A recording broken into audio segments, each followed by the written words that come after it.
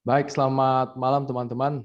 Selamat datang di ngobrolin administrasi publik gitu ya, ngobrolin AP, salah satu program yang dikerjain sama GMAP ID, GMAP Indonesia. Nah, sebelumnya aku mau perkenalin dulu nih, apa sih sebenarnya GMAP ID itu? Jadi GMAP ID ini satu semacam komunitas ya, komunitas untuk kolaborasi, untuk saling berjejaring bagi mereka yang adalah para pemikir, kemudian pemerhati keilmuan administrasi publik, ya dan ya yang menginisiasi kita juga gitu ya. Ada Calvin, ada Pras, ada Kembik juga di sini gitu ya. Dan salah satu keresahannya di awal adalah karena seringkali kan ilmu administrasi publik ini kan sifatnya praktis ya. Dan itu terkadang membuat apa ya, tradisi untuk saling berdiskusi, tradisi diskursus yang dialektis itu seringkali jarang dilakukan gitu oleh anak-anak administrasi publik. Ya, sehingga itu yang membuat akhirnya kenapa tercetuslah ide jejaring ini begitu. Dan tentu fokusnya adalah keilmuan administrasi publik dan nanti ada banyak sekali program-program yang akan dikerjakan di depan seperti ngobrol-ngobrol seperti ini ya. Ada juga nanti ngobrolin tesis begitu. Ada kelompok studi ke depannya nanti dan bahkan mungkin bisa jadi tempat juga berjejaring untuk teman-teman bisa melakukan riset begitu ya, riset administrasi publik bersama. Ya, jadi ini adalah ruang gitu untuk teman-teman mengeksplor diri dan juga ruang bagi teman-teman untuk bereksperimentasi begitu. Terutama bagi teman-teman yang memang adalah mahasiswa administrasi publik ya, seperti itu. Dan ke depan juga kita pasti akan melibatkan teman-teman sekalian ya yang hadir pada hari ini yang tertarik juga gitu untuk sama-sama memikirkan begitu ide-ide program ke depan. Teman-teman juga bisa ajukan ke kita gitu ya sehingga kita betul-betul bisa saling kolaborasi. Ya, dalam artian bukan hanya saya begitu ya yang buat program atau bukan hanya beberapa segelintir orang saja yang buat program, tapi teman-teman juga kalau misalkan ada ide, ada punya ketertarikan minat tertentu dalam bidang-bidang administrasi publik, teman-teman bisa sharingkan ke kita. Bisa jadi juga kita akan bekerja bareng di sana dan kita akan kerjakan sesuatu dari minat teman-teman itu. Ya, kita juga punya Instagram ya. Mungkin teman-teman juga tahu kita kan dari Instagram, teman-teman bisa follow IG kita gmap.id dan juga teman-teman yang bagi yang tergabung di grup WhatsApp. Nah, grup WhatsApp itu digunakan sebagai tempat untuk saling berkenalan tentunya ya. Untuk bisa saling mengenal satu dengan yang lain dan juga mengetahui minat masing-masing teman yang mungkin juga nanti bisa apa ya, bisa digunakan untuk teman-teman itu apa saling berkolaborasi begitu. Dan hari ini teman-teman karena acaranya ngobrol ya, jadi ini bukan webinar, bukan presentasi juga ya. Ini lebih ke ngobrol-ngobrol dengan kami berempat begitu dan tentu nanti kalau teman-teman partisipan ingin bertanya juga silahkan ya, teman-teman yang ingin bertanya secara lisan bisa langsung angkat tangan aja, raise hand begitu ya. Nanti akan saya bantu dan juga kalau teman-teman yang mungkin lebih suka bertanya melalui tulisan bisa teman-teman pakai chat di situ. Ya, dan ini pertanyaan bisa dilakukan di sepanjang acara, teman-teman. Jadi silakan kalau ada pertanyaan apapun langsung saja beritahu kami lewat chat atau teman-teman bisa raise hand begitu. Dan hari ini ada 4 orang dan saya berbahagia sekali ada Pak Calvin Edo Wahyudi. Beliau merupakan dosen ya administrasi publik di UPN Veteran Jawa Timur. Namanya sama seperti saya teman-teman, cuman beda C sama K aja gitu ya. Ya kita satu marga nih. Oh iya, Satu marga kita. Iya, nah Pak Edo menyelesaikan sarjananya di Universitas Jember, kemudian magister kebijakan publik di Universitas Erlangga. Yang kedua juga nggak kalah spesial nih ada Ilham ya, Ilham Nugraha, ini sarjana manajemen di SBM, School of Business and Management, betul ya Ham ya? Di ITB, Ya, betul. Bandung, Yes, dan dan sekarang udah keterima, tinggal kuliah aja. Bulan depan ya Ham ya, kuliahnya, betul ya? Ya, bulan depan nih. Bulan depan akan mulai berkuliah Minggu depan sih master. sebenarnya. Iya. Oh, minggu depan. Master of Public Administration Minggu depan banget. di Cornell University, teman-teman, di Amerika Serikat. Dan juga ada kita berdua nih, ada Calvin dan juga ada Pras, ya mungkin juga teman-teman udah kenal dari Instagram begitu ya. Kita sama-sama alumni administrasi publik yang juga betul-betul senang gitu ya, mencintai keilmuan ini dan ingin melihat keilmuan administrasi publik bisa terus dikembangkan bahkan sampai ke ranah awam begitu, ke ranah grassroots begitu. Oke, kayaknya kita akan mulai aja nih ya teman-teman untuk ngobrol-ngobrol kita pada hari ini. Saya akan persilahkan semua untuk ada di layar begitu. Kita mulai teman-teman ya. Mungkin pertanyaan pertama nih yang apa ya, yang membuat yang paling dasar lah untuk pemanasan dulu gitu ya. Kenapa kemudian teman-teman sekalian, Bapak Edo, Ilham, Pras, dan juga nanti saya gitu ya, memilih administrasi publik itu sebagai jalan ninja kalian gitu ya. Memilih administrasi publik sebagai apa ya, keilmuan yang akhirnya teman-teman mau geluti begitu. Mungkin dari Pak Edo, silakan Pak Edo. Oke, baik sobat ya. Kenapa saya memilih administrasi publik ya sebagai jalan ninja tadi ya? Ya alasannya dulu nggak ada, saya nggak pernah membayangkan bahwa administrasi publik itu seperti ini ya. Saya dulu membayangkan tuh saya jadi TNI gitu ya, jadi marinir. Itu cita-cita saya gitu ya, di SMP, awal-awal SMA itu saya pengen jadi TNI. Tapi karena tinggi badan saya kurang 3 cm gitu, 3 cm gitu. Jadi saya berpikir rasional gitu. Udah daripada tes nggak ngena gitu kan, udahlah saya kuliah gitu. Kuliah apa gitu. Waktu itu saya fobia matematika ya sobat ya. Itu mungkin terjadi lah di sebagian dari kita gitu. Fobia matematika, dan saya juga di SMA itu kan jurusan IPS. Kenapa memilih IPS ya karena fobia matematika juga. Akhirnya saya mengerucutkan pilihan saya pada 2 jurusan ya. Saya mau kuliah, saya mengerucutkan 2 jurusan, yaitu jurusan manajemen dan jurusan administrasi publik gitu. Kenapa mengerucutkan di 2 jurusan itu, 2 prodi itu? Ya sekali lagi, ya saya mengira itu tidak ada matematikanya. Ternyata ketika sudah masuk, ada statistik gitu. Dan sekarang jadi dosen statistik gitu. Ya itu kan hidup itu memang seperti sirkus ya, seperti akrobat gitu ya. Jadi dulu fobia matematika, memilih jurusan yang harapannya nggak ada matematika, ya sekarang jadi dosen statistik malah seperti itu. Jadi itu alasan saya memilih kenapa public administration. Jadi memang nggak ada bayangan bahwa public administration itu akan jadi seperti ini, ada kebijakan publik, ada pelayanan publik, ada pembangunan, ada macam itu. Saya nggak bayangkan itu pada saat memilih itu. Ya pokok gak ada matematikanya kira-kira opo gitu aja. Jadi, dan saya rasa itu juga terjadi ya di sebagian kita, gitu, di sebagian masyarakat kita. Gitu. Kenapa seperti itu? Karena memang awam ya, masyarakat awam itu tidak tahu apa itu public administration menurut saya. Gitu. Taunya kan administrasi negara itu ya jadinya PNS gitu. Ya hanya itu aja gitu. Itu sih dari saya. Silakan mungkin yang lain. Kenapa Pras? Kira-kira kenapa gitu? Atau Mas Ilham juga. Kira-kira kenapa gitu? Mungkin ke Pras dulu nih. Karena kan Pras juga mahasiswanya Pak Edo nih kan ya. Mungkin Pras juga punya punya pengalaman yang sama gitu, kayak tidak tahu menahu di awal gitu ya, atau gimana? Atau mungkin sudah visioner sejak awal nih Pras ini. Dia visioner dari awal tuh. Dia sudah visioner dari awal dia. Gimana Pras? Terima kasih ya Pak Edo ya kesempatannya. Maksudnya terima kasih sudah hadir di sini. Gitu. Kalau aku Vin, kalau aku milih administrasi publik sebenarnya kekecewaanku karena tidak diterima di ilmu politik sebenarnya. Karena dulu SMA sangat minat banget di ilmu politik gitu ya. Pengen tahu sih gimana sih ilmu untuk meraih kekuasaan, mempertahankan kekuasaan dan ingin gitu loh terlibat dalam proses-proses politik gitu ya.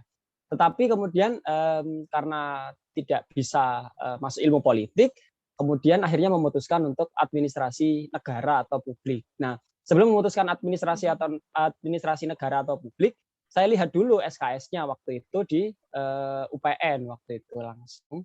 Dan kemudian ternyata apa namanya, kok sepertinya mata kuliahnya asik gitu. Ada kebijakan publik, ada manajemen publik, ada pelayanan publik, dan itu hampir dan itu sepertinya passion gitu. Maksudnya masih rumpun dengan ilmu politik gitu. Dan kemudian akhirnya setelah ditelisik, oh ternyata benar seperti apa yang saya ekspektasikan gitu. Dan ternyata benar, dan ternyata administrasi publik ternyata juga asik banget gitu ternyata. Jadi kalau kita berbicara ketika kita bicara politik itu untuk meraih kekuasaan, tapi ketika bicara administrasi publik kita adalah sebagai sebagai lembaga, kita menjalankan roda pemerintahan itu gitu. Kalau politik caranya untuk meraihnya, kemudian administrasi publik lah yang menjalankan semua itu agar sistem kenegaraan ini bisa berjalan dengan baik.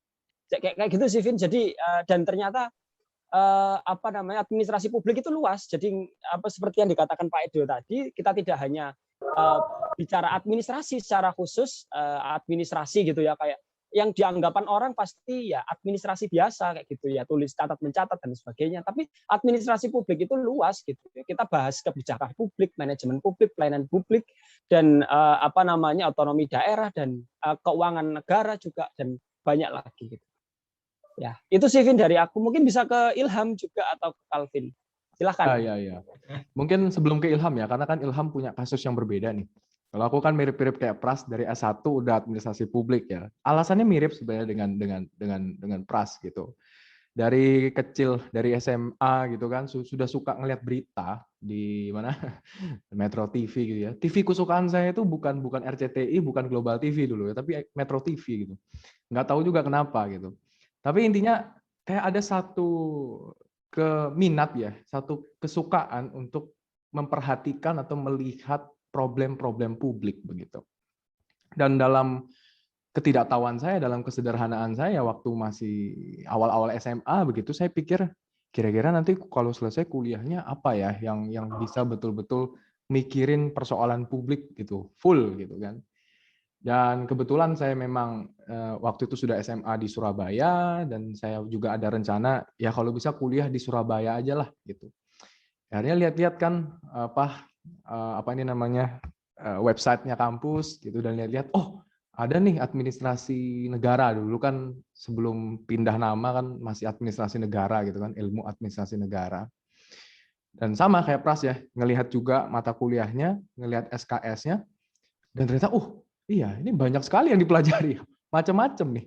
Mulai dari ngurusin birokrasi, kemudian ngurusin kebijakan manajemen publik, sampai keuangan daerah, macam-macam otonomi daerah. Wah, ini pas nih kayaknya nih untuk saya gitu. Yang pengen memang fokus untuk melihat atau menggeluti isu-isu publik begitu.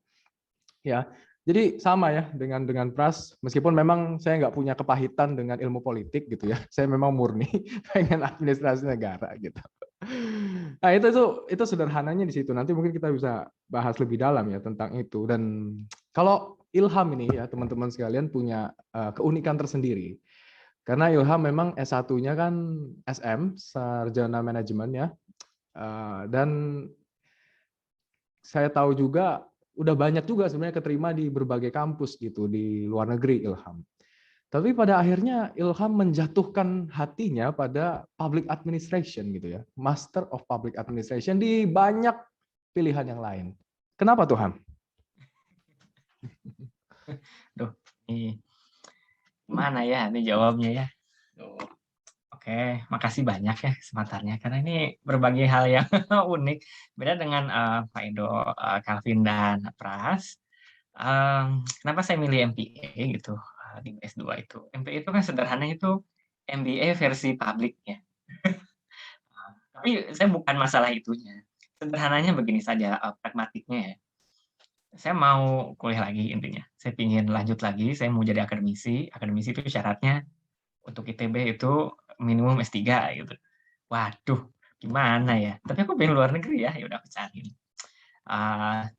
Terus aku nggak mau bayar sendiri, nggak bisa lah. Terus aku akhirnya cari LPDP, PTUD. Oke, perguruan tinggi utama dunia yang masih buka secara itu apa ya?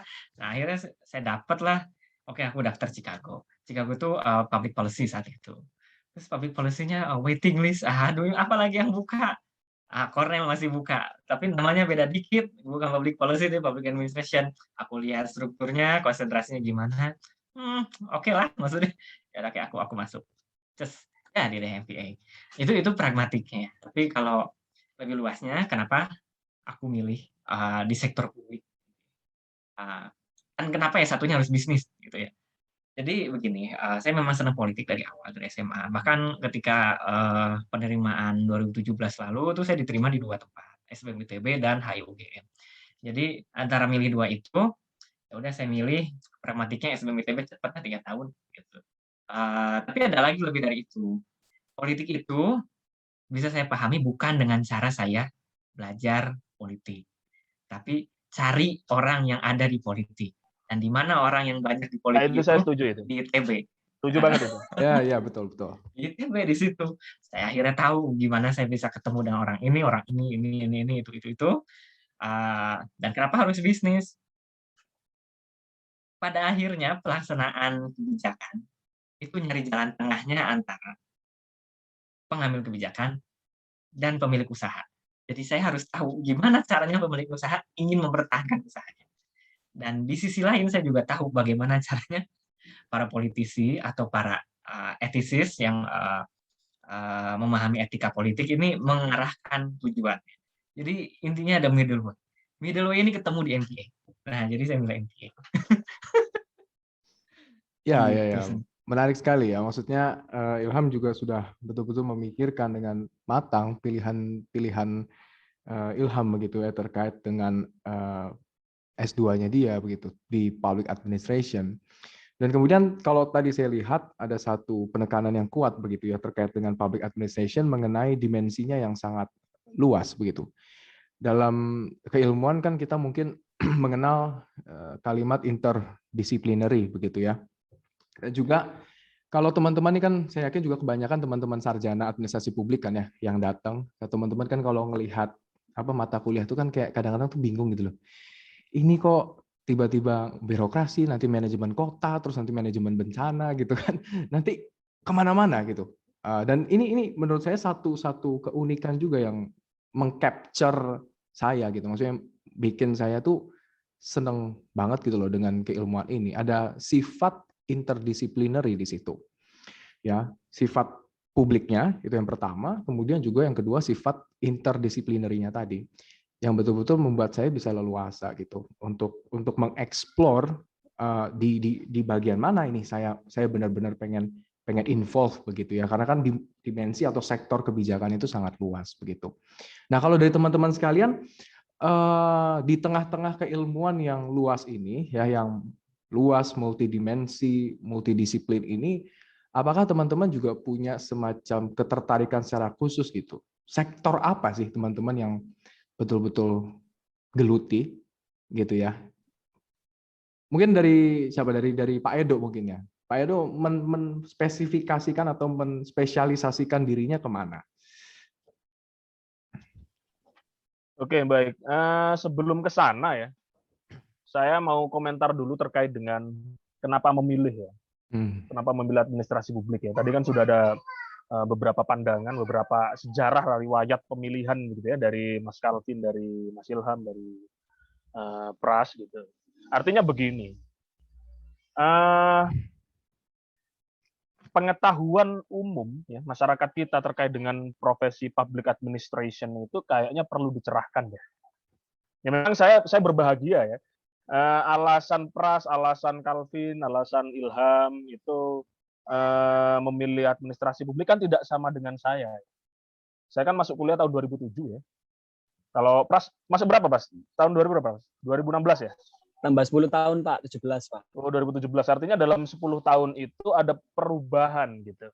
Perubahan pengetahuan anak SMA gitu ya kepada administrasi publik sehingga kemudian dia memilih berdasarkan satu karena dia gagal politik oke lah. Tapi dia kemudian melihat adanya struktur mata kuliahnya dan lain-lain itu kan ada perkembangan. Tapi menurut saya perlulah. Dan ngumpul-ngumpul kita ini sobat, menurut saya juga ada kalanya menyentuh sisi itu. Gitu. Mungkin anak-anak SMA di di pinggiran begitu ya, mungkin tidak memiliki informasi yang sama dengan kita gitu. Kecukupan informasi yang sama dengan kita terkait dengan public administration, dan itu perlu kita sentuh gitu.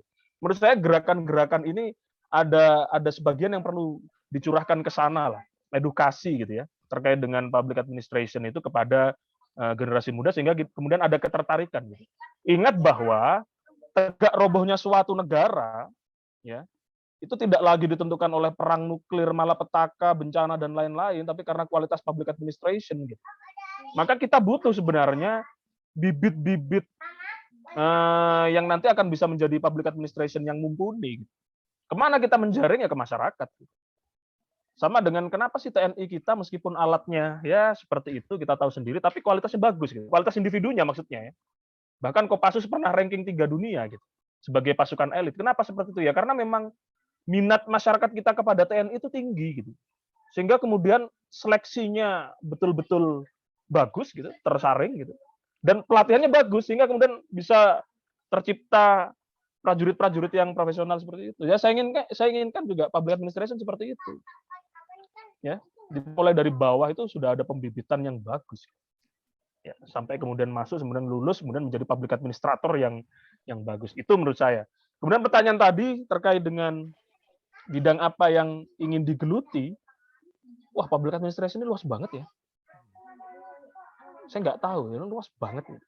Semuanya. Ya. Apalagi kalau ngomong Indonesia gitu.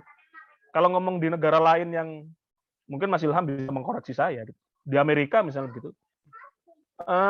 Konsep publiknya berbeda dengan Indonesia kan sobat ya. Kalau kita ngomong ideologi gitu kan, ada liberal kapitalis, ada sosialis komunis gitu, ada kemudian negara-negara seperti Indonesia yang Pancasila sebagai dasar negaranya gitu. Tentu kemudian akan berpengaruh kepada gradasi makna publiknya gitu. Bisa jadi kemudian di Indonesia itu sesuatu ya, makhluk itu masuk dalam publik, kategori publik. Bisa jadi di Amerika tidak termasuk publik gitu. Bisa jadi juga di Korea Utara tidak termasuk publik gitu. Apa yang di sini termasuk publik bisa jadi di sana tidak gitu dan lain-lain. Kalau kita ngomong Indonesia maka luas banget bidangnya. Oke lah kita ngomong bidang makronya saja. Dimensi-dimensi makronya ada kebijakan publik, ada pelayanan publik, ada organisasi publik, ada pembangunan, macam-macam gitu.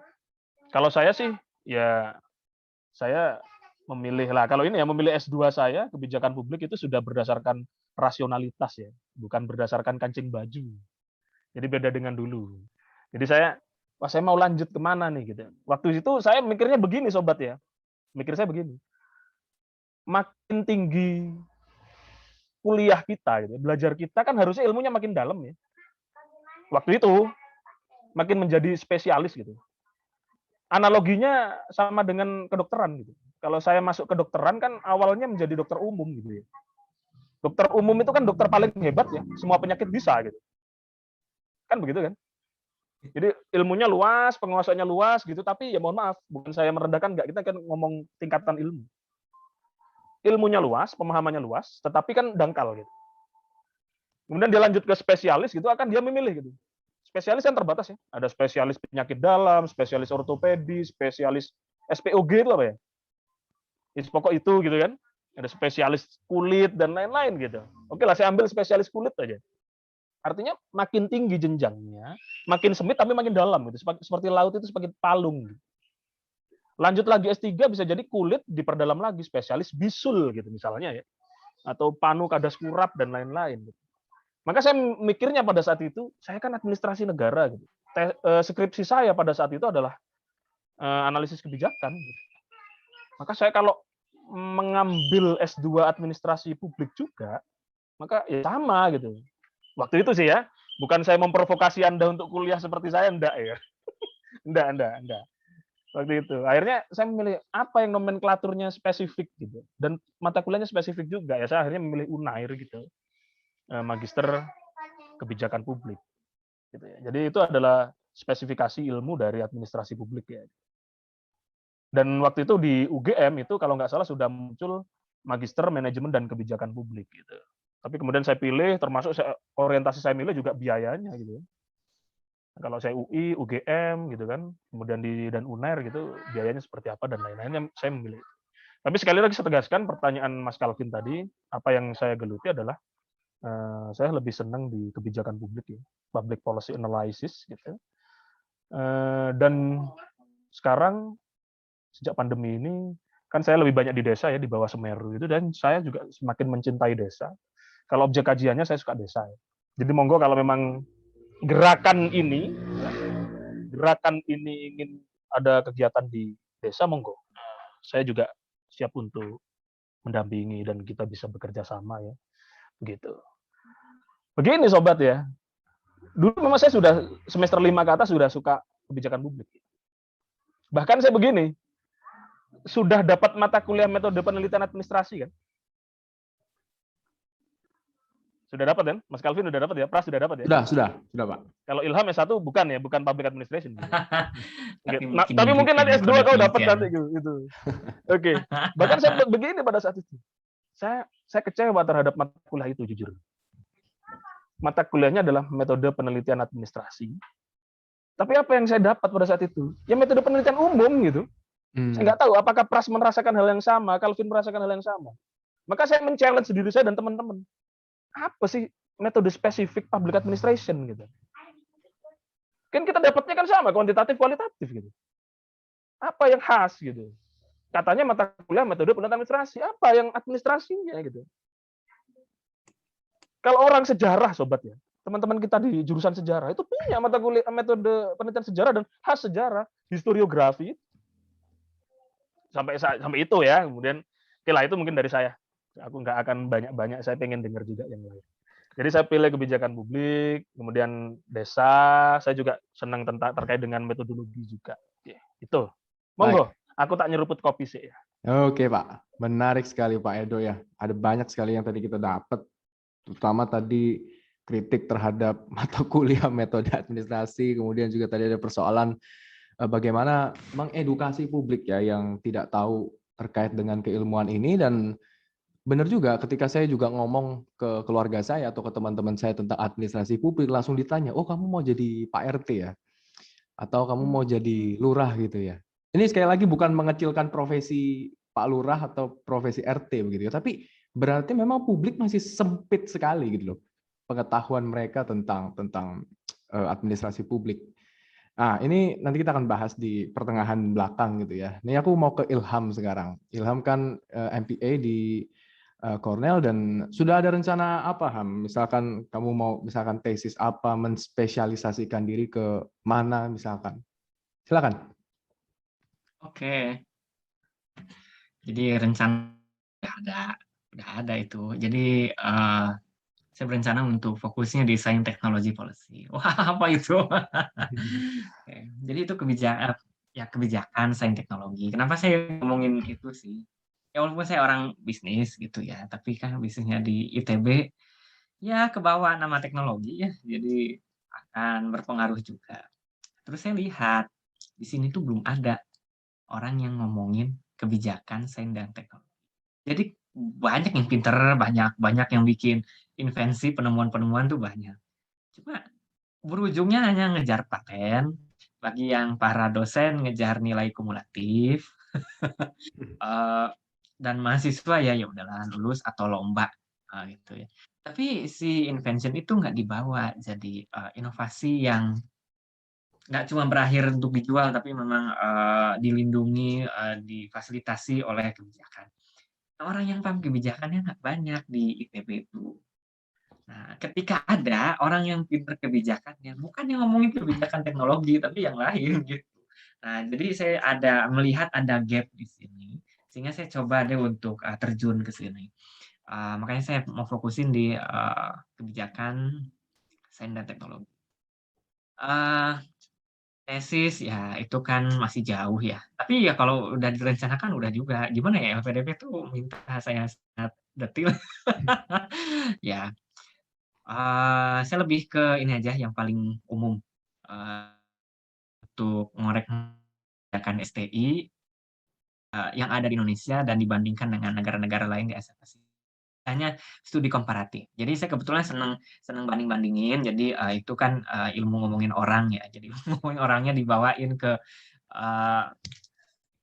keilmuan gitu. Terus hobi juga ngomongin kebijakan yang menurut saya gitu kurang, ya mencari kekurangan orang lainnya ganti aja jadi publik gitu, masukin terus lebih luas jadi tahap negara gitu. Jadi itu rencananya yang mau saya ambil. Tentu sebelum nanti akan lebih dalam lagi, yang dalam lagi tentu PhD ya. Ya ini hanya MPA. Dan untuk Cornell sendiri yang namanya juga MPA ini kan professional degree ya, bukan research degree.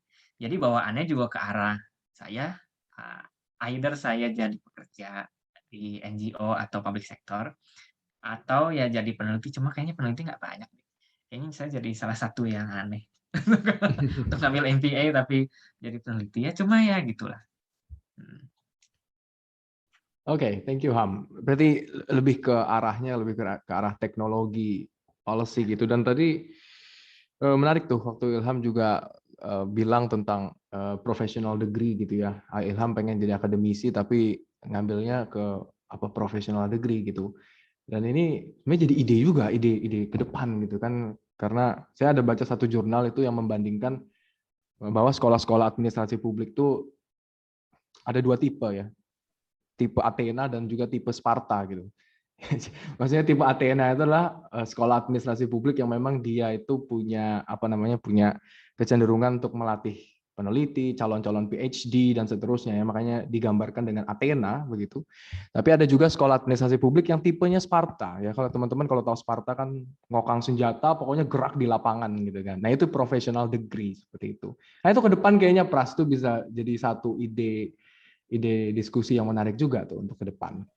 Nah, ini gimana kalau Pras? Boleh. Ya, kalau Pras gimana Pras? Kamu meskipun kan kita baru selesai nih ya S1, apakah ke depan punya plan atau mungkin kamu juga bisa ceritain dari selama S1 kamu punya ketertarikan di dalam spesialisasinya apa begitu dalam bidang ini?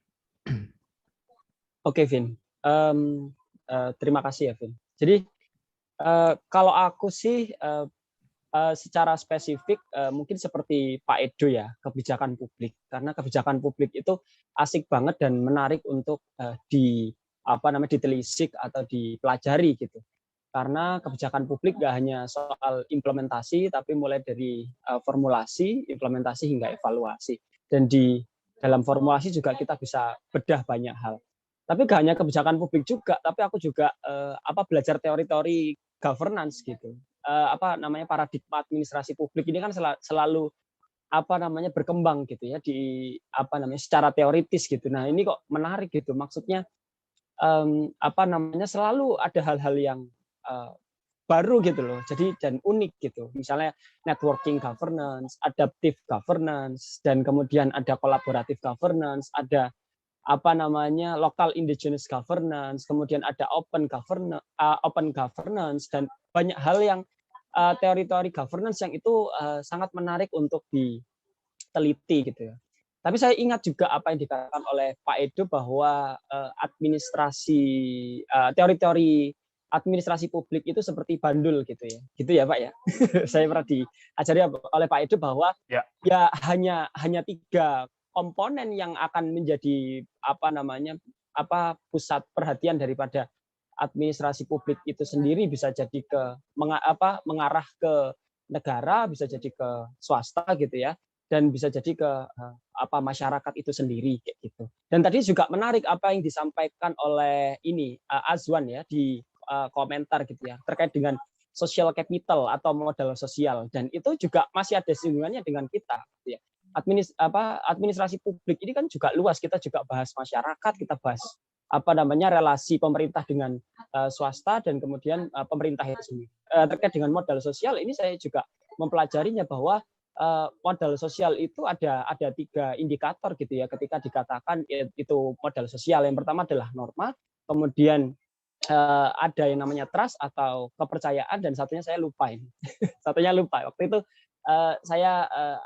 teman saya konsul skripsi ke saya sehingga saya paham. Tapi secara spesifik, Vin, saya tertarik banget di banyak hal gitu ya, mulai dari public private partnership, kemudian di governance, kemudian di kebijakan, kemudian saya juga nulis social capital juga seperti apa dikatakan Izwan di jurnal Sinta 3 di Nata Praja itu juga social capital ini Surabaya dalam menghadapi pandemi itu juga.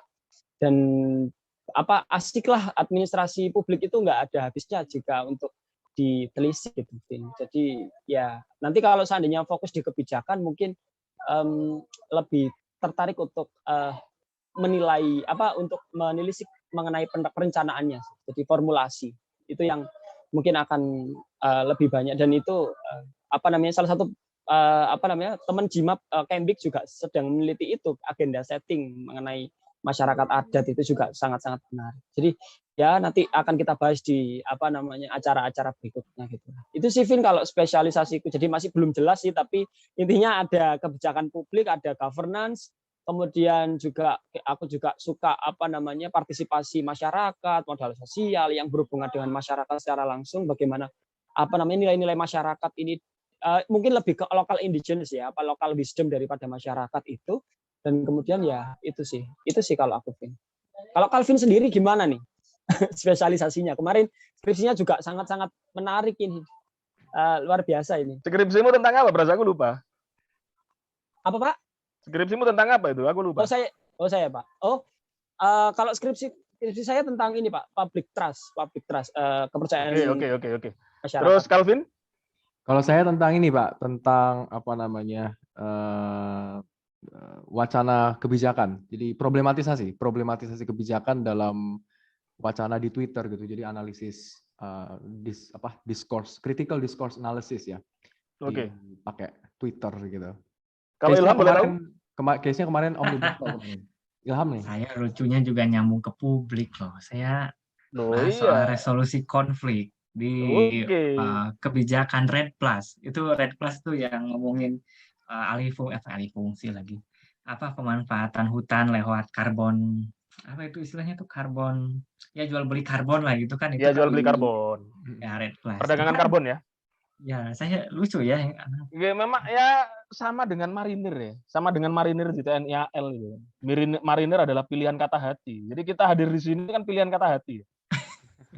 Terus apapun alasannya gitu. Tapi yang penting kan minumnya teh botol sosro. Artinya kita ada di sini itu ada sesuatu yang mengatur langkah kita. Ada yang karena gagal di politik, ada yang karena macam-macam. Tapi begini Pras ya, kamu gagal di politik, Ilham juga mungkin karena Calvin gagal di politik dan lain-lain. Tapi percayalah gitu, dengan Anda masuk di dunia public administration, Anda akan politik pada waktunya nanti. Saya setuju sih. Serius, saya serius. Jadi sekarang memang seolah-olah ya saya masuk administrasi publik karena saya gagal di politik. Tapi nanti Anda akan politik pada saatnya. Kalau Anda menekuni bidang public administration. Kenapa? Karena politik selalu memulai tapi nggak bisa menyelesaikan. Serius. Politik itu bisa memulai sesuatu, tapi nggak bisa menyelesaikan. Nah itu tugas kita, gitu. Tugas public administration. Alinea keempat dalam Undang-Undang Dasar itu kan ada tujuan negara, ya, melindungi segenap, mencerdaskan, memajukan kesejahteraan umum, ikut melaksanakan ketertiban dunia, itu adalah pilihan politik pada saat itu. Pilihan politik terbesar bangsa Indonesia, keputusan politik terbesar bangsa Indonesia. Tapi bagaimana menyelesaikan itu? Yaitu public administration. Wes, kalau ngomong begitu, kamu milih jalur apa saja ya public administration. Milih jalur apapun. Bidang apapun, kesehatan, public administration, pendidikan, public administration, pertanian pun public administration pada titik tertentu gitu ya. Menurut saya, itu luasnya bidang kita. Bahkan saya pernah bercanda dengan teman saya, ILC itu sebenarnya judulnya nggak relevan itu.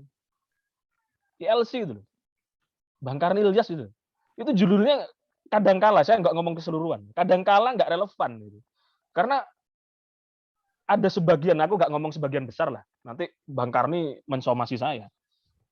Ada sebagian, topiknya itu topik public administration gitu, tapi dibicarakan di komunitas lawyer gitu loh, kan lucu juga gitu loh.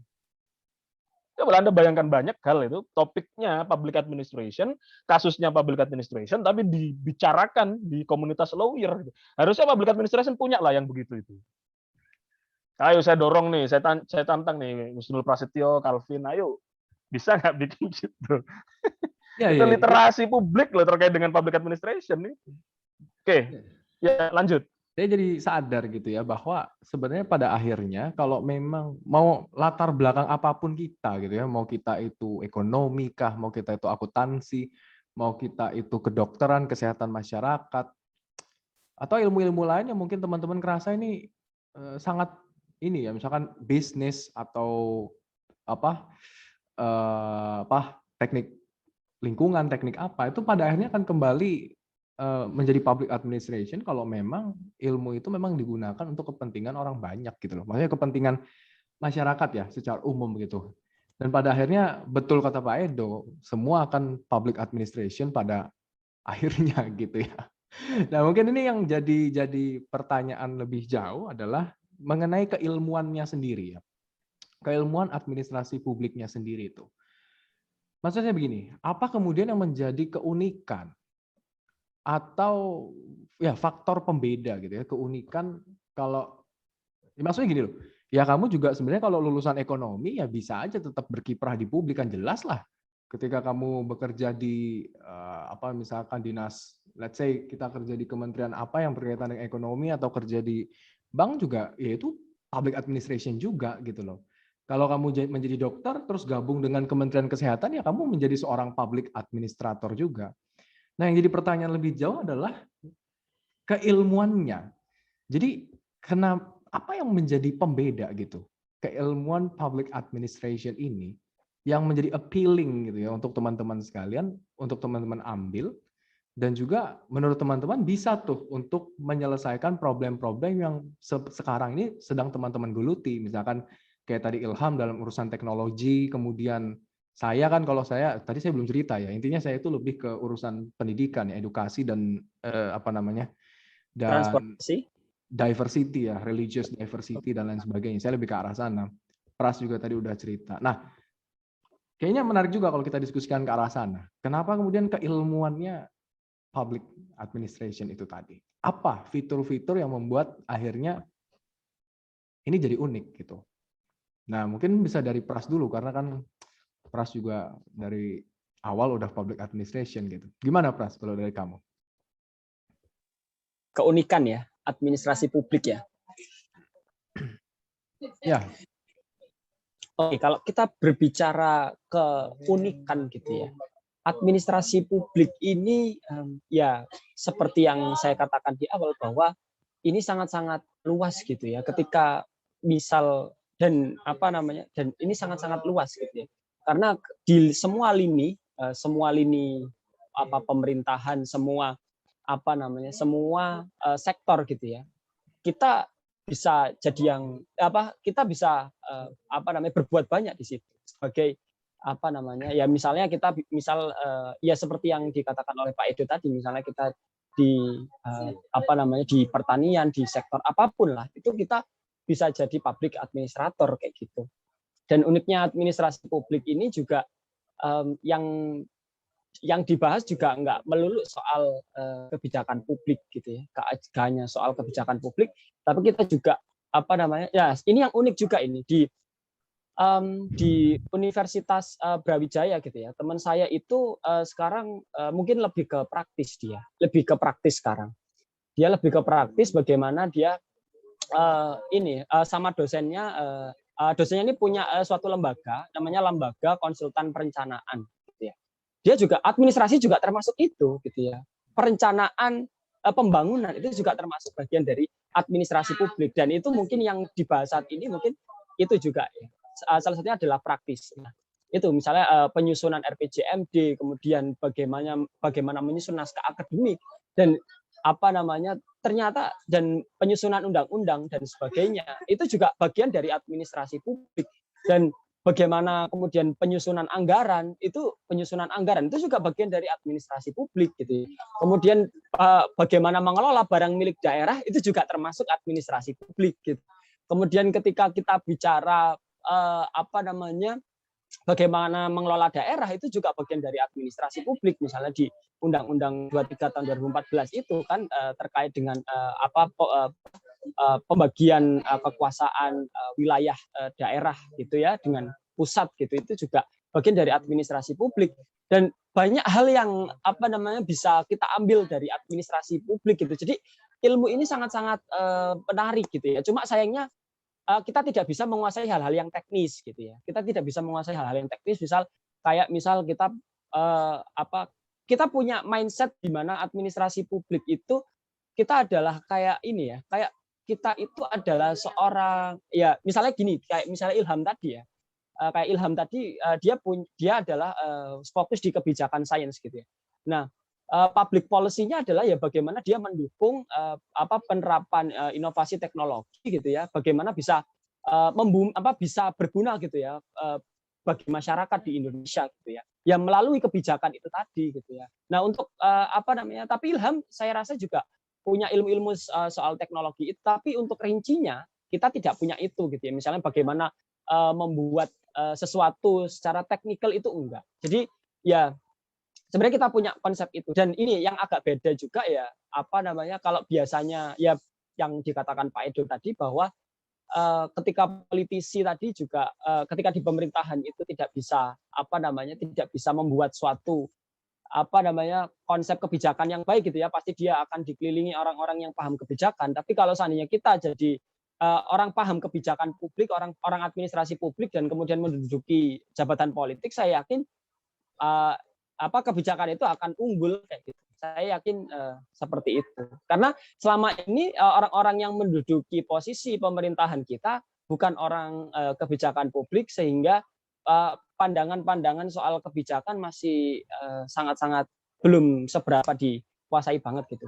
Kalau menurut Calvin gimana? Keunikan ini letaknya dari mananya? Keluasannya atau dari sisi sisi perspektif yang bagaimana gitu? Kalau menurut Calvin? Ya, kalau saya lihat sih memang dia lebih ke arah ini ya, making policy works gitu. Jadi bisa dibilang kayak gitu tuh, public administration tuh keilmuan yang mempelajari gimana nih kebijakan yang udah diributin, didiskusikan, diputer-puterin di parlemen gitu kan, bisa jalan gitu, bisa bergerak gitu. That's why kan pada akhirnya kita ada bahas tentang yang tadi Pak Edo juga sudah nyebutin tentang besarnya ya, ada organisasi publik, manajemen publik, ada kepemimpinan juga kan, leadership dan seterusnya itu. Dan itu yang memang jadi salah satu standing point atau keunikan itu. Intinya adalah bagaimana making policy works menggunakan berbagai instrumen-instrumen yang ada di dalamnya yang ya kita kenal sebagai birokrasi. Kan kayak gitu ya. Nah, ini menjadi unik dipelajari karena mungkin mirip kayak Ilham tadi juga bilang kan, ini kan MBA tapi versi publiknya gitu. Nah kan MBA tapi versi publiknya, dan hal ini kemudian yang membuat dan saya yakin ya, maksudnya saya yakin ya kita udah belajar lah, maksudnya ada karakteristik yang sangat berbeda gitu loh. Meskipun sama-sama manusia ya, orang kerja di private sector dan di public sector kan sama-sama manusia. Cuman ada dua karakteristik yang berbeda antara dua sektor ini gitu. Yang mungkin stigmanya lebih banyak negatifnya ke publik gitu. Kalau publik tuh lamban kerjanya. Kalau kalau private itu cepat, efisien, tak gitu ya bahasanya, cepat gitu lah kalau kerja. Nah ini kemudian akhirnya saya pikir ya memang memerlukan satu rumpun keilmuan khusus yang memang mempelajari keunikan gitu ya, keunikan dari fenomena ini, keunikan dari birokrasi, keunikan dari environment publik inilah, bahasanya seperti itu, gitu. Dan ya kalau saya sih lebih ke sana. Dan juga yang kedua yang sudah diulang-ulang berkali-kali tadi juga, memang public administration itu membuka ruang interdisciplinary. Itu yang jadi satu hal yang menarik itu, sehingga kita bisa explore kemana-mana ya. Meskipun kalau teman-teman tahu kan di Amerika ada dua aliran besar yang saling berperang dalam tanda kutip ya, aliran Herbert Simon sama Dwight Waldo gitu kan, Waldonian and Simonian gitu. Kalau Simon itu kan lebih fokus ke pokoknya administrasi publik itu harus unik, pokoknya nggak boleh kecampur aduk, tidak boleh ada sinkretisme dengan keilmuan yang lain. Itu Herbert Simon tuh, pola pikirnya kayak gitu. Dia harus unik, berdiri sendiri gitu ya. Tetapi beda dengan Dwight Waldo gitu. Waldonian lebih membuka ruang bagi ilmu-ilmu lain untuk masuk. Ya, jadi kayak Ilham dari manajemen, kemudian ini ada Mas Tri juga ya dari akuntansi, kemudian tadi juga Mas Azwan nyebutin kayak wah belajar sosiologi juga di dalam ini ya. Justru itu menjadi keunikannya dan kita tahu bahwa masalah publik itu sangat kompleks dan tidak bisa diselesaikan hanya dengan satu perspektif rumpun ilmu ya, satu disiplin. Ya, dan ini kalau gua tanya Ilham, nggak tahu ya, karena kan Ilham baru mulai nih, baru mau memulai studi MPA-nya. Ya berarti patut dibully lah, patut dibully dulu nggak apa-apa. Hitung-hitung ospek dulu nggak apa-apa dia. Ya, tapi aku yakin di ospek dulu nggak apa-apa dia. Gitu ya Ilham ya. Tapi aku yakin kamu pun ketika mendaftar pasti punya reasoning yang jelas sampai akhirnya diterima gitu kan. Nggak mungkin Cornell nerima orang yang sembarangan gitu loh.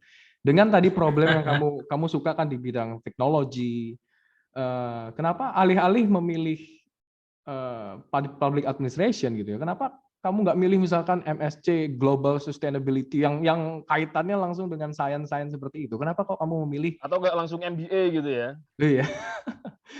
Kenapa nggak milih itu aja? Yang lain gitu, yang terkait dengan teknologi, sains gitu kan dan segala macam. Kenapa harus PA gitu? Kenapa harus public administration? Semua butuh politik, semua butuh peran publik. Itu sih. Kembali ke politik juga nih. Laskar Kembali ke sakit situ. hati juga berarti ini. ini. Saya selama belajar bisnis kan ada ini ya, ada dosen tamu lah, saya praktek lah.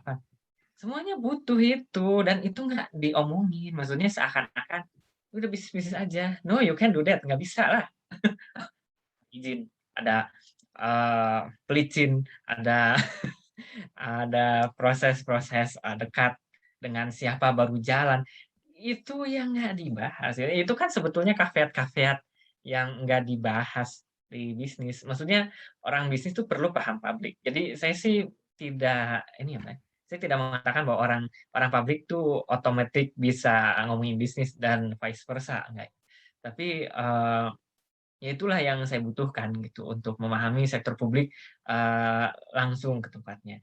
Ini hal unik juga. Jadi selama saya belajar manajemen di SBM, kuliahnya bisnis, tapi saya ikut proyek penelitiannya kebijakan semua gitu. Dari hukum ketenagakerjaan, dari kebijakan penanganan sampah kota sampai ke kebijakan sustainability itu sampai ke sana gitu. Jadi dari situ aja udah bisa disimpulkan bahwa bisnis bisa jalan sendiri, dia harus ada dari sektor publik. Dan nggak semua orang ngomong kayak begitu ya hanya kalangan tertentu aja yang akhirnya mengiyakan gitu. Yang yang masih mengatakan bisnis bisa berdiri sendiri itu ya salah. Justru bisnis itu bisa muncul karena dorongan dari sektor publik. Misalnya begini, kenapa masih banyak kantor akuntan publik yang dipakai untuk mencoba mematuhi quote unquote PPh misalnya, pajak misalnya. Ya karena dampak dari kebijakan itu kan. Siapa yang bikin kebijakannya? Nah, nanti yang melaksanakannya nanti akan mencari celah dari kebijakan itu. Ya gitulah ujung-ujungnya. Dari situlah mereka dapat duitnya kan. Nah, jadi tapi nggak semua orang ngomong gini. Nanti saya diprotesin sama kantor-kantor. Karena dibuka. Tapi kayak gitu ya. Aku nyambung boleh ya Calvin ya? Yo. Enggak, Pak. Tapi aku lebih seneng audiens yang nyambung dulu sih. Ada nggak yang mau nyambung? Ya, mungkin audiens nih. Dari tadi kan diam aja, kita sudah hampir 1 jam ngobrol. Audiens lebih banyak di chat. Kalau mau nyambung silakan audiens ya. Teman-teman yang hadir pada hari ini pengen cerita juga mungkin alasan kalian ini atau apapun lah terkait dengan administrasi publik. Silakan, teman-teman bisa raise hand. Jadi gini ya, Calvin ya. Saya dulu aja ya. Silakan Pak, silakan Pak Edo. Jadi gini, ini penting juga nih. Ilham tadi bilang tuh. Ada satu ranah di ekonomi yang nggak bisa dilakukan oleh dalam tanda kutip bisnis itu sendiri gitu kan. Ya sebut aja itu market failure gitu ya, kegagalan pasar. Sama itu berarti sama dengan tadi yang saya sampaikan bahwa politik itu mulai sesuatu tapi tidak bisa menyelesaikan. Sama, bisnis juga pada titik tertentu, saya bilang pada titik tertentu ya. Tidak bisa menyelesaikan sesuatu. Misalnya terkait dengan market failure tadi, maka dia butuh publik, gitu ya. Butuh negara, butuh sektor publik dan lain-lain. Bahkan lebih ekstrim saya contohkan begini, agama saja, ini kalau ngomong Indonesia ya, ngomong Indonesia kita ya, agama saja itu butuh sektor publik juga, butuh pengelolaan publik juga. Jadi saya pernah berdebat ya dengan salah satu dosen juga, dosen muda juga, yang dalam pandangannya dia memisahkan antara agama dan negara. Jadi menurut dia itu udahlah negara itu nggak usah negara mengelola agama gitu, nggak usah lah negara ngurusi agama. Gitu. Saya begini kan loh, nggak bisa juga karena ada dimensi tertentu dalam agama yang butuh negara. Kalau dalam Muslim ya, saya contohkan zakat gitu. Zakat itu perintahnya dua, sobat ya. Yang pertama, ketika misalnya Islam itu ya, Islam itu masih belum dominan di Arab dulu, di Mekah dulu, itu perintahnya bayarlah zakat. Kemudian ketika ada peristiwa hijrah ke Madinah, itu kemudian Islam mayoritas di sana, menjadi mayoritas gitu. Perintahnya bukan berubah ya, perintahnya kemudian ada penambahan perintah. Yang pertama adalah bayarlah zakat, kemudian berubah menjadi ada penambahan yaitu pungutlah zakat. Nah, apa perbedaan antara bayarlah zakat dengan pungutlah zakat? Kalau bayarlah zakat kan itu perintah kepada individu. Mungkin di sana itu adalah sektor private sebenarnya, karena tugas individu. Tetapi ketika kemudian Islam sudah menjadi mayoritas di Madinah, ada penambahan klausul dalam perintah itu, yaitu pungutlah atau ambillah zakat. Nah, ketika ngomong ambillah zakat, itu kan bukan kepada individu, itu kepada institusi gitu loh. Nah, itulah kemudian sektor publik diperlukan di sana dalam konteks mengelola negara.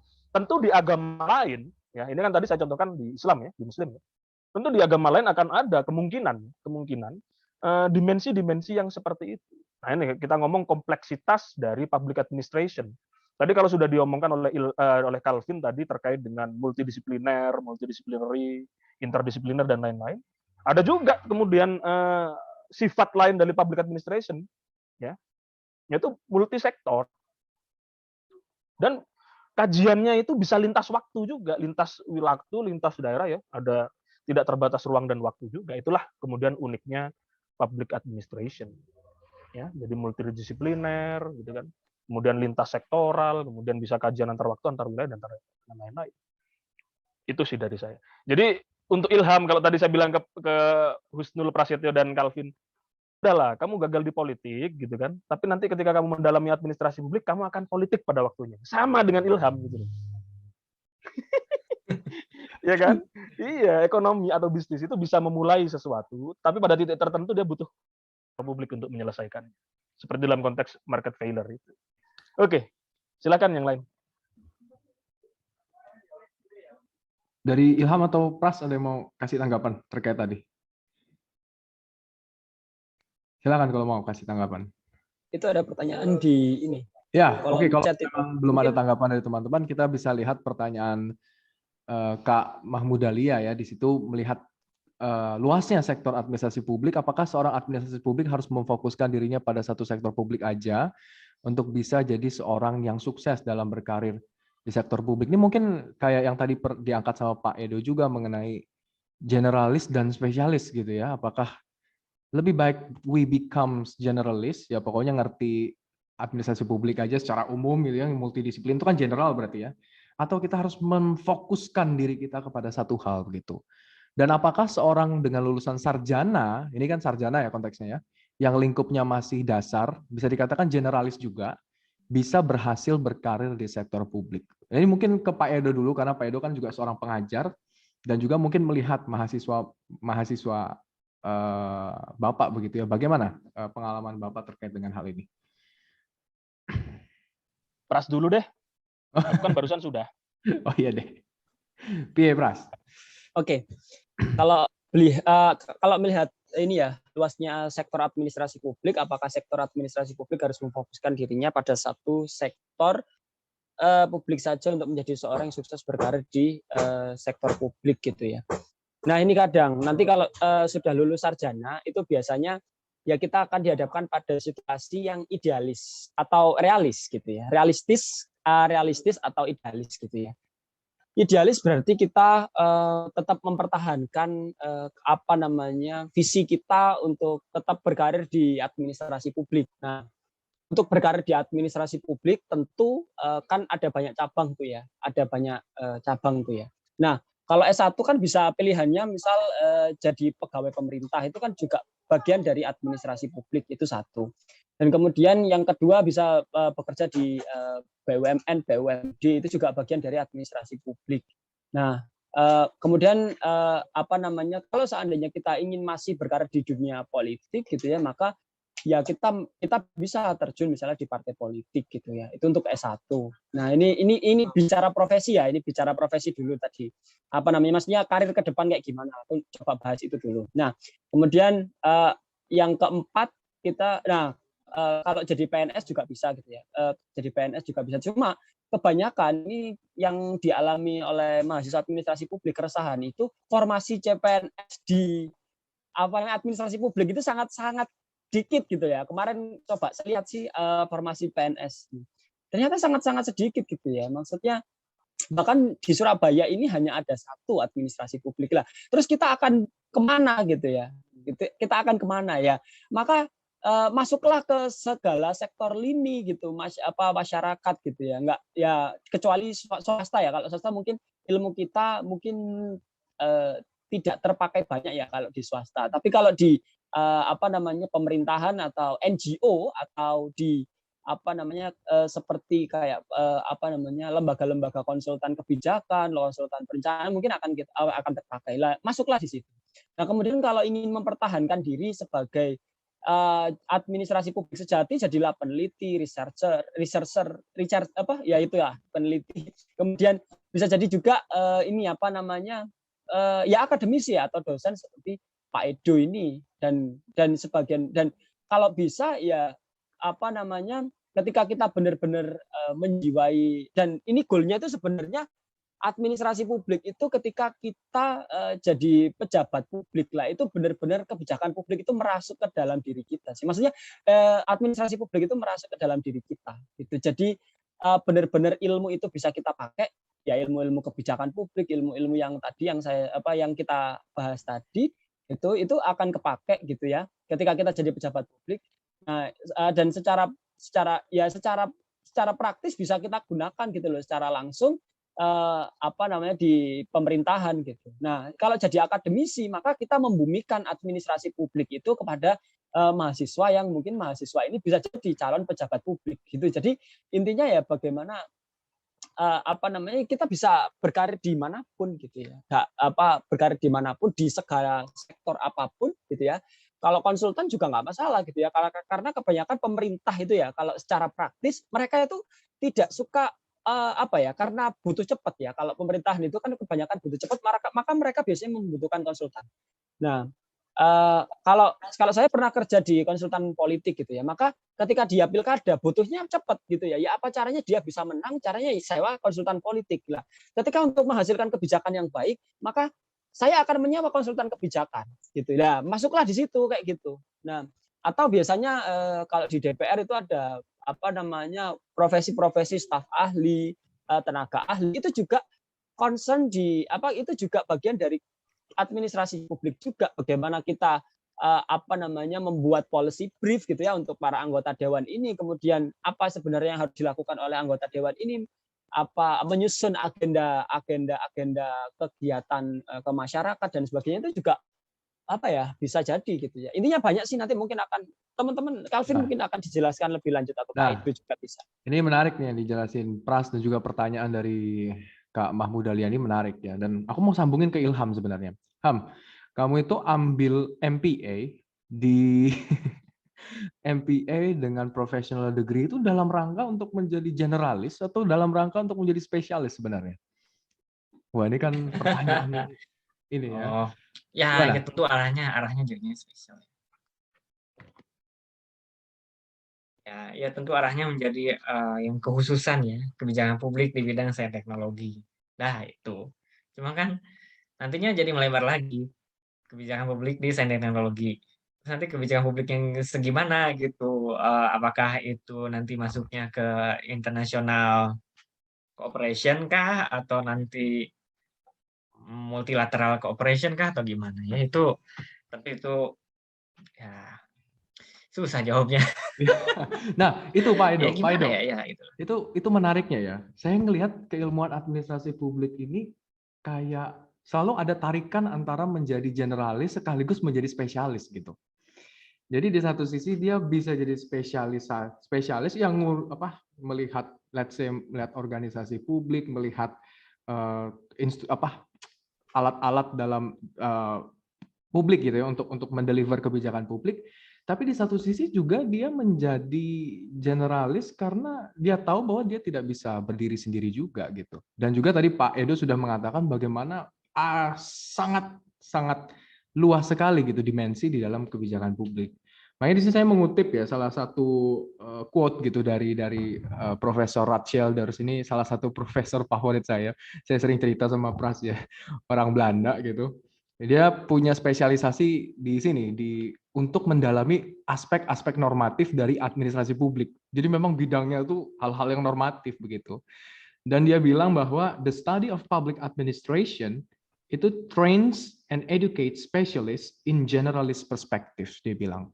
Bahwa studi administrasi publik itu mengedukasi, melatih para spesialis gitu ya, di dalam perspektif seorang generalis. Dia bisa mempertimbangkan segala hal sebelum, let's say, mengimplementasikan kebijakan, sebelum nanti dia memutuskan kebijakan.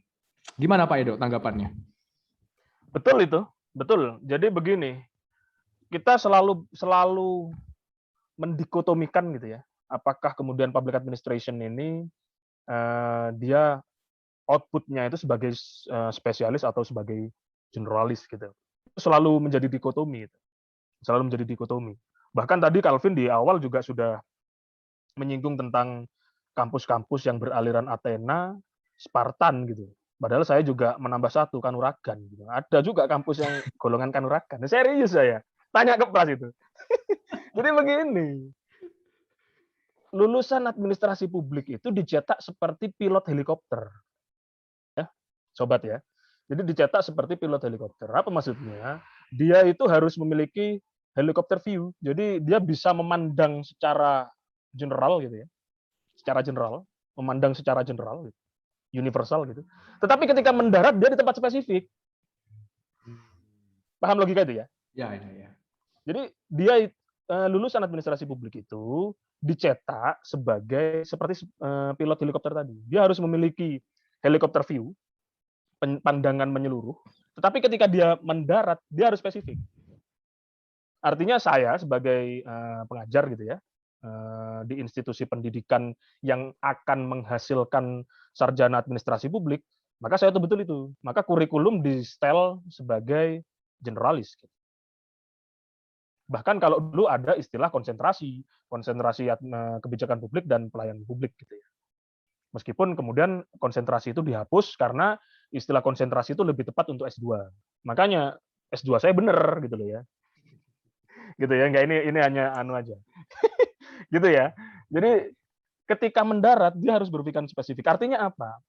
Kita bekali anak didik kami itu dengan pengetahuan administrasi publik yang sangat general. Harapannya apa? Dia bisa berpikir multidisipliner, ya kan? Kemudian lintas sektoral gitu dan lain-lain.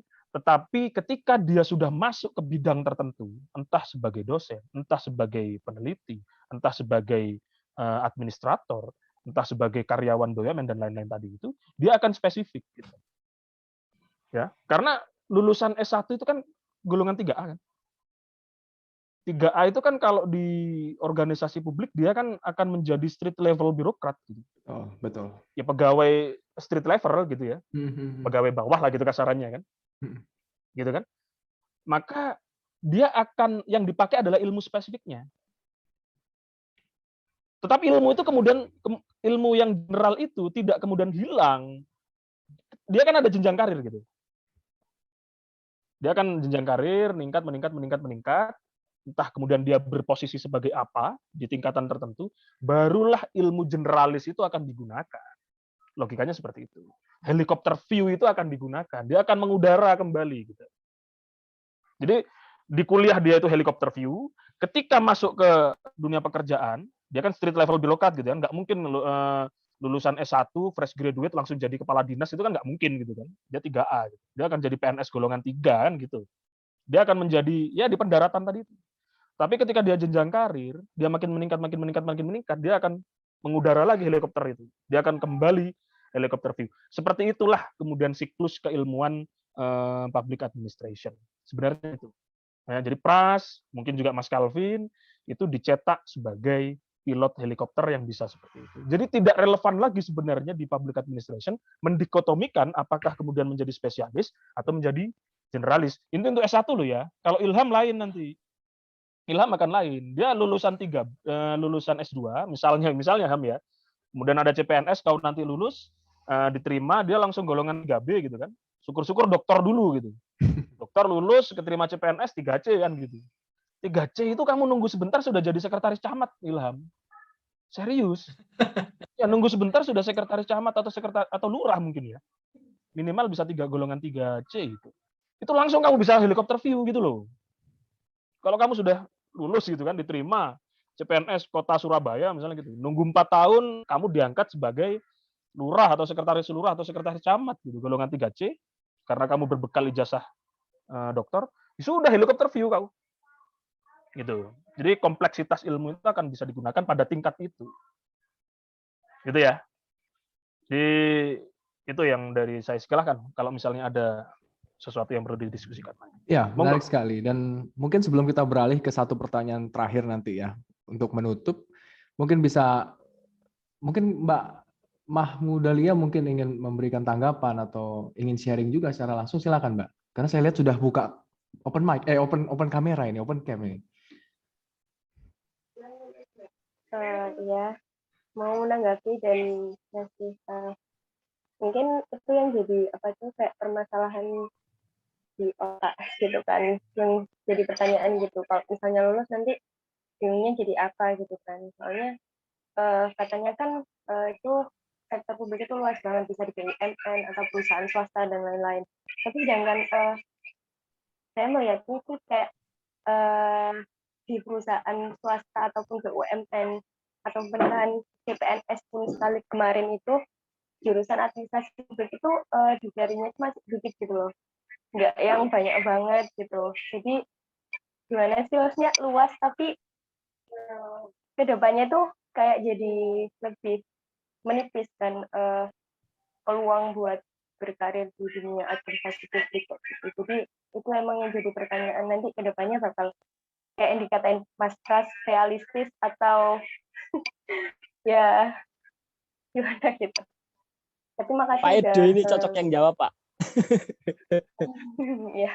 Kenapa yang dikembalikan ke saya? Yang idealis di administrasi publik, Pak. Gini, sobat ya, tidak ada gini. Ini kan kita ngomong praktis banget ya. Pertanyaan Mahmudalia ini praktis banget, tetapi itu sangat penting ditanyakan. Jadi saya tunjuk jempol pertanyaan ini. Pertanyaan itu ditanyakan oleh, memang sering ditanyakan oleh mahasiswa administrasi publik. Saya nanti kalau lulus jadi apa? PNS kuotanya sedikit banget gitu. Termasuk juga wali muridnya juga mempertanyakan itu. Iya sama.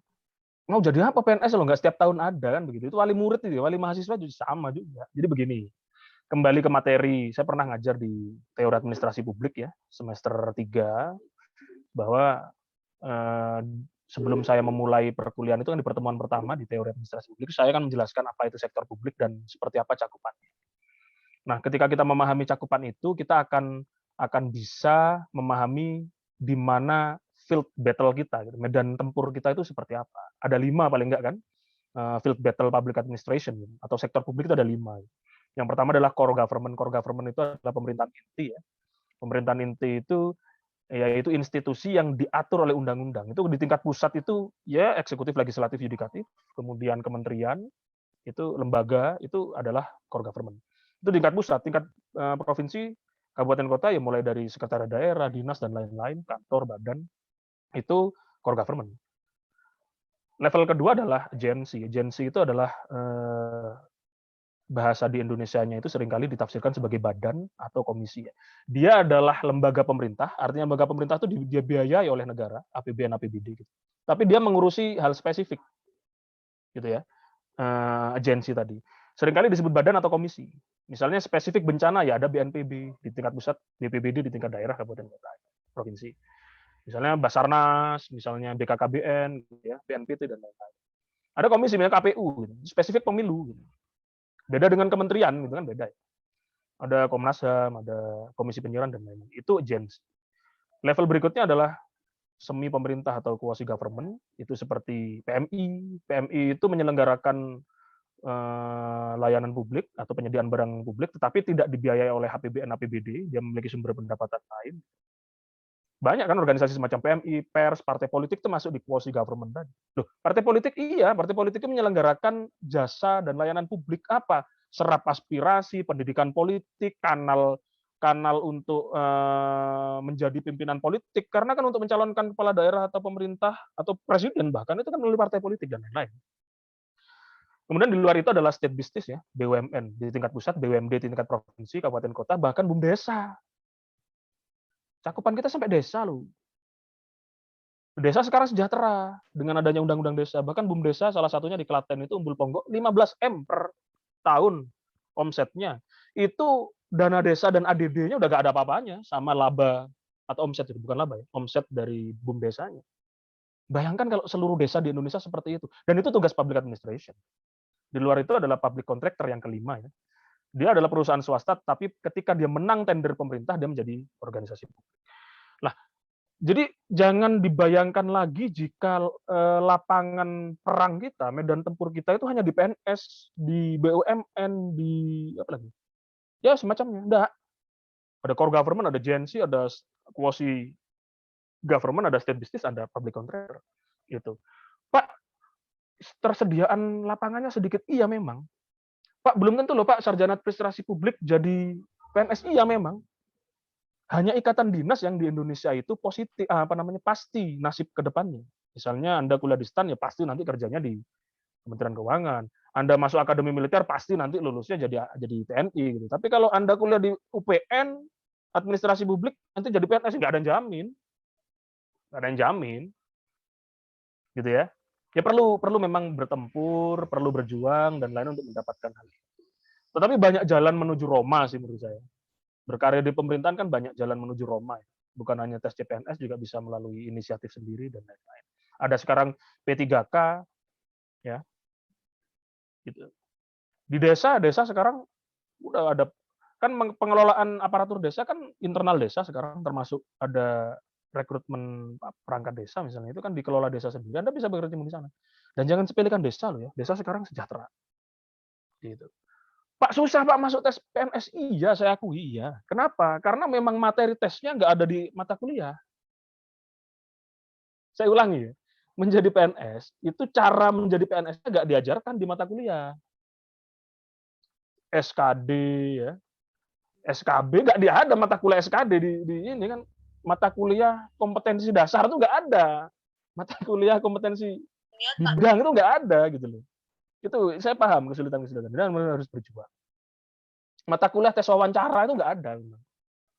Itu trik aja, itu kan trik dan kiat aja bisa masuk ke sana. Gitu ya. Gitu. Tetapi perlu perjuangan sih untuk masuk ke sana itu. Kita perlu membuka diri aja terhadap informasi yang ada supaya bisa berkarir di public administration. Itu menurut saya. Oke, dan mungkin menyambung dari apa pertanyaan Mbak Mahmudaliani ini, mungkin pertanyaan lebih untuk yang ini lagi menjalani studi dan lain sebagainya ya, dari Mbak Silma.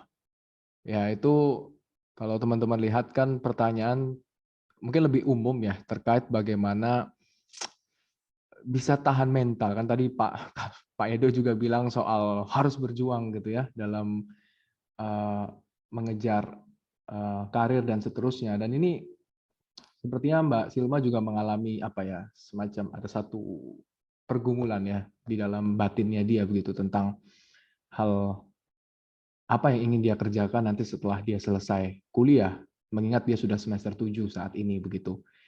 Dan ini mungkin bisa teman-teman tanggapi ya, mungkin dari Ilham atau dari Pras gitu yang ingin menanggapi, silakan.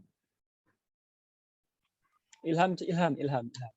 Apa tadi apa yang soal karir ya? Bukan atau Ini intinya tips dan trik punya mental yang kuat tuh Ham. gini Menjadi sih, manusia memang yang ya ini silakan. tuh bahasnya karir development kampus ya. Tapi gini lah, ya kita nyata-nyata aja lah ya. Apa sih tujuannya orang bersekolah? Ujung-ujungnya akan jadi tenaga kerja. Either nanti ya SMK jelas, dari vokasi jelas. Nah, yang biasanya justru berujung pada kebingungan adalah adalah orang yang keluar dari perguruan tinggi. Nah, mau ngapain gitu? Dibawanya kadang-kadang non praktikal, kadang-kadang sudah nggak relevan. Terus ada yang udah di ujung nggak bisa ikutan kampus merdeka itu misalnya. Nah, bagaimana? Pertama, ya yakinlah ujung-ujungnya kita akan ke sana. Maksudnya ke sananya nggak tahu kemana. Tapi ujung-ujungnya kita akan menuju akhirnya gitu, menuju misalnya kita mau ingin berkarir pasti akan berkarir, cuma masalah di mananya mungkin akan sulit ya. Karena ini rada jelek nih sinyalnya nih akun. Ya.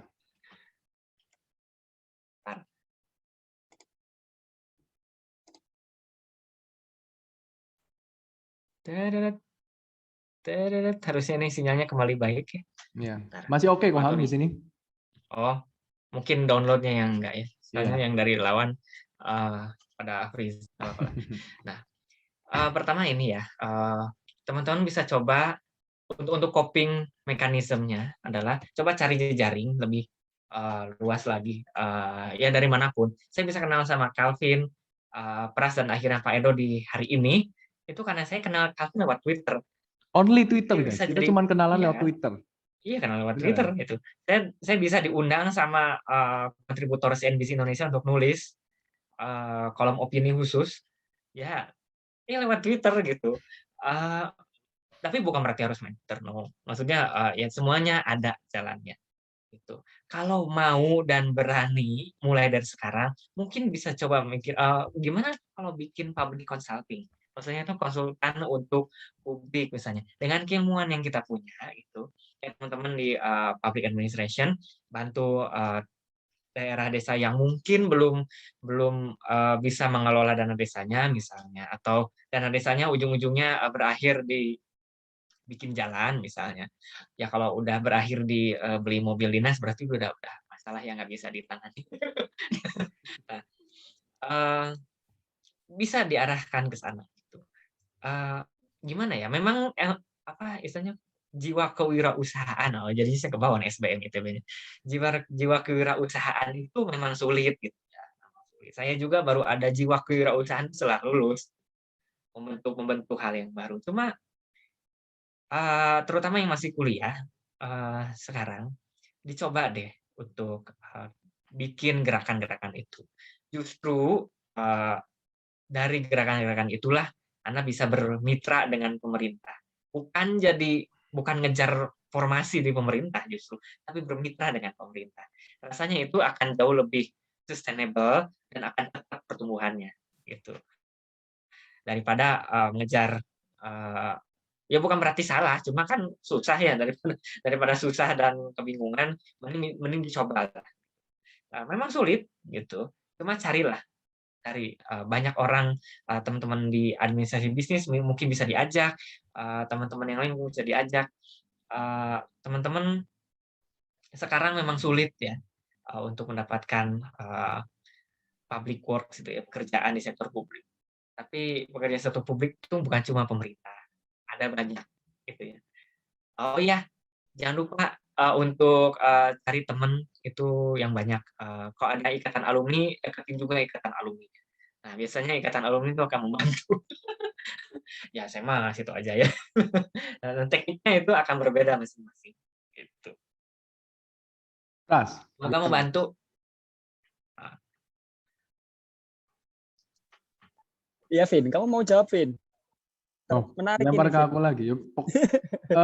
Ini ya untuk Kamu aja, Vin. Mbak Silma ya. Ini pertanyaan menarik ya. Apalagi kita hidup di era LinkedIn ya. Waduh, teman-teman kan kalau ngeliat LinkedIn gitu kan, waduh kalau ngeliat timeline-nya, masya ampun gitu kan. Kok achievement teman-temanku banyak banget gitu ya. Ini udah keterima di sini, udah kerja ini, kerja itu gitu kan. Apalagi kemarin baru eranya pengumuman kampus merdeka. Waduh, rame banget timeline gitu kan. Pas Bejibun tuh. bener kan, pas zamannya LPDP kan juga gitu, rame banget Oh iya, bejibun. teman-teman yang Saya keterima itu. manfaatkan aja itu. Dan kadang-kadang tuh kan bikin kita insecure. Nah ini kan bahasanya, kita jadi insecure, kemudian kita jadi kok aku nggak kayak mereka gitu loh. Dan ini barusan banget aku sharing-sharing sama Pras, sama Kembik juga malam tadi, barusan banget sharing-sharing Iya, tentang benar, ini, benar, benar. gitu, Mbak Silma ya. Dan yang tadi Ilham katakan tuh sangat betul mengenai kita sebisa mungkin bangun jejaring, begitu kan? Dan tadi ada poin yang bagus juga dari Ilham yaitu terkait kita coba lebarkan wawasan kita gitu. Dalam artian dalam hal mencari kerja misalkan kenapa kita jadi sulit dapat mungkin karena view kita itu terlalu kecil. Oh ya, aku kan anak AP, anak administrasi publik ya PNS gitu. Jadi maksudnya paham ya? Jadi kayak view kita terhadap dunia kerja itu hanya sesempit itu. Padahal ada banyak sekali opportunity, ada banyak sekali kesempatan-kesempatan di depan yang teman-teman bisa explore. Yang tadi Ilham juga udah jelasin, misalkan bagaimana berjejaring dengan teman-teman, kemudian kita buat public consulting bareng, dan seterusnya misalkan. Itu salah satu cara. Atau teman-teman yang punya passionate untuk membantu desa, dan turun ke desa teman-teman. Libatkan Bapak Ibu dosen yang mungkin banyak penelitian di banyak penelitian di desa begitu. Ada banyak sebenarnya modal-modal di sekeliling kita yang sebenarnya kalau kita lihat ini adalah sesuatu yang bisa kita gunakan, kita bisa manfaatkan untuk pengembangan diri kita juga, pengembangan karir kita ke depan juga gitu. Ya, jadi alih-alih kita melihat pencapaian orang lain, meskipun bagus ya kita ngelihat pencapaian orang lain tuh kita jadi termotivasi. Nah, ini aku berharap gitu ya teman-teman kalau ngelihat pencapaian orang lain entah itu di LinkedIn atau di sosial media mereka, bukan malah teman-teman jadi overthinking atau teman-teman malah jadi ini apa? Self confidence-nya jadi turun gitu. Jangan sampai kayak gitu. Justru jadikan itu motivasi buat teman-teman, kalau dia bisa, aku juga pengen berusaha untuk mengejar sesuatu gitu. Dan yang terakhir mungkin yang aku bisa kasih ini ya, kasih poin juga di sini adalah cari apa yang menjadi kesukaan atau yang teman-teman benar-benar minati begitu. Tadi Mbak Silma juga sudah mendengar pembicaraan kami gitu kan, ada yang Ilham suka di technology policy, ada yang di kebijakan publik dan seterusnya. Dan GMAP ini bisa berdiri juga karena passionate gitu loh, ada satu passion, ada satu semangat ya, spirit yang muncul dari dalam diri. Nah, berharap juga ke depan teman-teman yang mungkin sudah semester akhir, yang mungkin sedang mulai mencari pekerjaan dan seterusnya, ya meskipun ini balik lagi kayak Pras tadi ya, idealis atau realis gitu ya, susah juga gitu. Tapi memang yang terbaik adalah kita mencari sesuatu yang memang passionate buat kita, dan itu yang akan menggairahkan kita untuk berjalan dalam karir kita, hidup ke depan gitu. Nah, kalau dari aku gitu, Mbak Silma ya. Mungkin ini kayaknya Mbak Silma mau ngomong nih, udah buka kamera. Ada tanggapan mungkin Mbak Silma? Ini katanya Mas Pras mau jawab juga. Oh, pengen denger Pras dulu. Pengen denger Pras dulu dia. Iya, oke. Di respon tiga-tiganya gitu loh. Iya. Oh, iya, siap. Jadi semuanya ya bisa dapat ya. Oke, Sil. Jadi jawabannya mungkin akan sama dengan Ilham dan Calvin, tapi cuma aku nambahi pengalamanku ya. Maksudnya ya apa yang sudah aku jalani selama ini, mungkin Silma dan teman-teman yang ada di sini mungkin tahu bahwa saya sering diundang untuk jadi pembicara, misal di kampus-kampus, kemudian SMA gitu ya. Ya itu karena seperti apa yang dikatakan Calvin tadi, bahwa saya memanfaatkan kesempatan yang ada gitu loh. Maksudnya ya saya nggak hanya sekedar belajar di kelas, tapi saya juga aktif di luar kelas gitu. Ya mulai dari apapun hal yang bisa saya kerjakan. Misalnya lomba debat ya, Vin ya. Waktu itu ikut lomba debat dan akhirnya ketemu Calvin. Calvin juara 2, ke juara 4 kan waktu itu. Ya itu karena sebuah pertemuan network itu sangat-sangat penting. Kemudian saya ketemu Ilham di sini gitu ya. Dan kemudian saya bertemu dengan banyak teman di Instagram. Itu ya karena saya dari satu tempat ke tempat yang lain. Saya bisa berhubungan baik dengan satu orang, dengan teman yang lain melalui sebuah pertemuan. Gitu. Bahkan Calvin lewat Twitter gitu. Dan saya juga tidak jarang misalnya perkenalan dengan lewat Instagram juga tidak jarang juga. Tapi kebanyakan yang paling mengena adalah lewat misalnya event duta misalnya kemarin Asian Games itu saya ikut dan itu jejaringnya juga luar biasa gitu. Apalagi ya pertemuan mahasiswa administrasi publik sehingga menemukan orang-orang yang cinta administrasi publik yang sama dengan saya juga akhirnya ketemu Kembik ini di GMAP juga dan kemudian ketemu anak-anak yang lain gitu. Intinya sebenarnya di sini adalah relasi dan kemudian yang kedua